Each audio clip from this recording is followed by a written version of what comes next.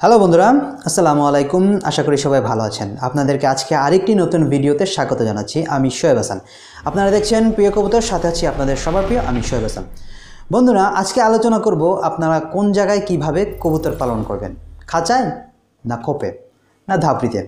এই বিষয়টা নিয়ে আজকে আমি আপনাদের সাথে আলোচনা করব। বন্ধুরা, আমাদের দেশে অনেকেই আছে যারা ছেড়ে কিংবা খোপে কবুতর পালন করেন।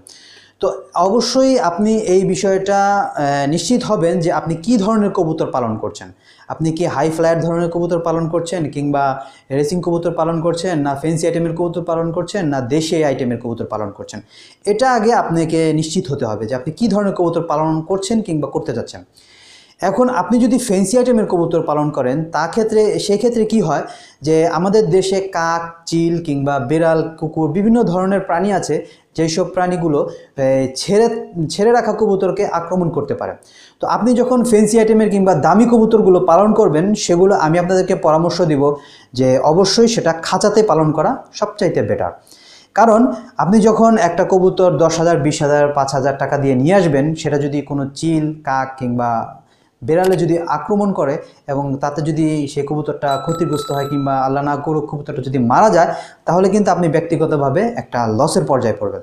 সো অবশ্যই যেসব কবুতর দামি কবুতর এবং ফেন্সি কবুতর, সেসব কবুতরকে যে ছেড়ে পালা যায় না তা না, ছেড়ে পালা যায়, কিন্তু ছেড়ে পালার চেয়ে খাঁচায় আটকিয়ে পালাটা সবচাইতে বেটার। এতে আপনার কবুতরের নিরাপত্তাও নিশ্চিত হলো, সেই সাথে আপনিও লসের হাত থেকে অনেকটা বেঁচে গেলেন।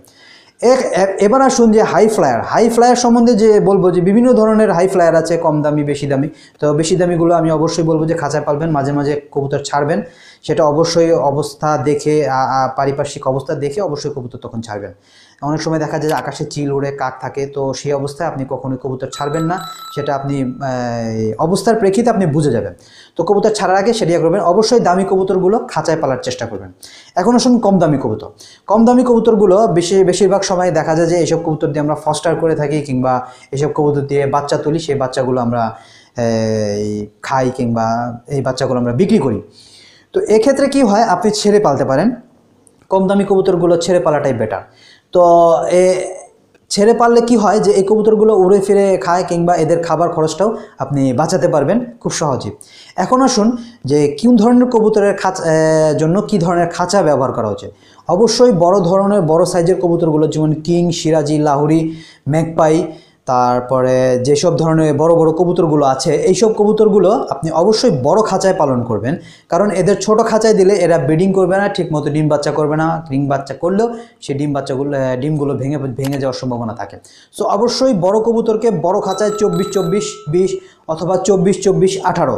আমি আবারও বলতেছি, বড় কবুতরের খাঁচার সাইজগুলো হবে 24-24-20 অথবা 24-24-18 এই সাইজের। আর ছোট কবুতরের জন্য আপনি বিভিন্ন ছোট ছোট সাইজের খাঁচা আছে, সেই খাঁচায় পালন করতে পারেন। আশা করি আজকের আলোচনার মাধ্যমে আপনারা কিভাবে আপনাদের কবুতরগুলো পালন করবেন সে সম্বন্ধে যথেষ্ট পরিমাণ ধারণা নিতে পেরেছেন। যদি ধারণা নিয়ে থাকেন এবং ভিডিওটা যদি ভালো হয়ে থাকে এবং আজকে চ্যানেলে যদি প্রথম হয়ে থাকেন এবং ভিডিওতেও যদি প্রথম হয়ে থাকেন, তাহলে অবশ্যই আমার চ্যানেলটা সাবস্ক্রাইব করবেন। আর ভিডিও ভালো লাগলে একটা থাম্বস আপ দিয়ে দিবেন, আর ভালো না লাগলে ডিসলাইক দিন। এবং অবশ্যই আপনাদের সুচিন্তিত মতামতগুলো কমেন্ট বক্সে কমেন্ট করে দেবেন। অশালীন এবং অশোভন কোনো কথাবার্তা প্লিজ বন্ধুরা কোনো ইউটিউবারের ভিডিওতে করবেন না, আপনাদের কাছে বিশেষভাবে রিকোয়েস্ট করছি। আর আজকের ভিডিওর মাধ্যমে যদি একটু পরিমাণে উপকার করে থাকতে পারে, কিংবা আমার অতীতের যেসব ভিডিওগুলো আপনাদের সাথে শেয়ার করেছি সেসব ভিডিওর মাধ্যমে যদি আপনাদের ন্যূনতম উপকার করে থাকতে পারি, তাহলে আশা করব যে আমার এই কষ্টগুলো সার্থক হয়েছে। তো বন্ধুরা, সবাই ভালো থাকবেন, সুস্থ থাকবেন এবং কষ্ট করে আজকের ভিডিওটা দেখার জন্য আপনাদের সবাইকে অনেক অনেক অনেক ধন্যবাদ।